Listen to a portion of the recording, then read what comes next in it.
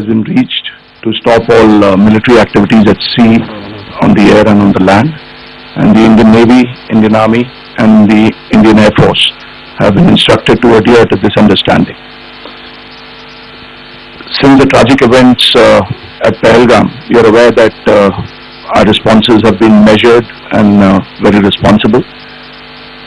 Details of these have been shared with you over the past few days through our various press briefings.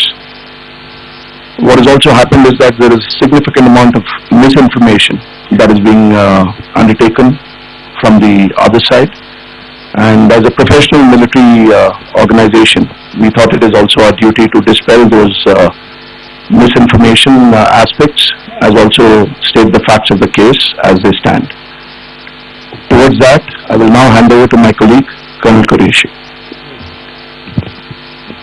नमस्कार। अब मैं आपको पाकिस्तान की miss information campaign के बारे में अवगत कराऊंगी। पहला, पाकिस्तान ने यह क्लेम किया कि उसने अपने JF-17 से हमारे S-400 व ब्रह्मोस मिसाइल बेस को नुकसान पहुंचाया, जो कि बिल्कुल गलत है। दूसरा, उसका ये भी मिस इन्फॉर्मेशन कैंपेन था कि हमारी एयरफील्ड, जो कि सिरसा, जम्मू, पठानकोट, बठिंडा, नलिया और भुज में है, ये उसका मिस इन्फॉर्मेशन भी बहुत गलत है। तीसरा, पाकिस्तान के मिस इन्फॉर्मेशन कैंपेन के मुताबिक हमारे एम्यूनिशन डम्प्स जो चंडीगढ़ और बियास में है, उसका डैमेज हुआ, यह भी बिल्कुल गलत है। हमने आपको मॉर्निंग ब्रीफिंग में बताया था विद फैक्ट्स एंड फिगर के साथ कि ये सारी चीजें बिल्कुल सही सलामत है। अब मैं आपको बताना चाहती हूँ कि पाकिस्तान की एक प्रेस कॉन्फ्रेंस में ये बात की गई थी कि उनके सीनियर मिलिट्री ऑफिसर्स, जो कि पूरी तरह से ये भ्रामक है और तथ्यों से दूर है, कि पाकिस्तान की ओर से ये झूठा आरोप भी लगाया जा रहा है कि भारतीय सेना ने मस्जिदों को नुकसान पहुंचाया।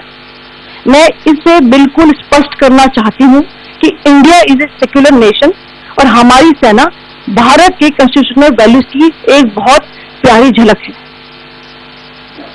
इंडियन आर्म फोर्सेस ने पाकिस्तान को बहुत भारी नुकसान पहुंचाया, उनके मिलिट्री इंफ्रास्ट्रक्चर्स को, चाहे वो लैंड एसेट्स हो या फिर उनके एयर एसेट्स।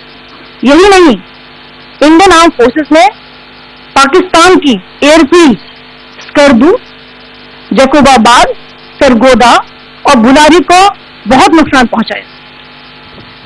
इसके अलावा पाकिस्तान के air defence system, radar system, उनको भी एयर स्पेस में अनडिनेबल किया।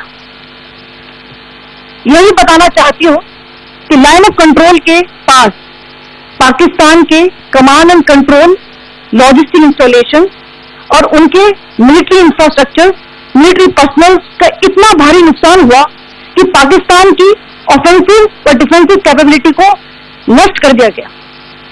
अंत में मैं फिर से ये बात दोहराना चाहूंगी, इंडियन आर्म फोर्सेस पूरी तरह से तैयार है, सतर्क है और भारत की संप्रभुता और अखंडता की रक्षा के लिए पूरी तरह से कमिटेड है। धन्यवाद।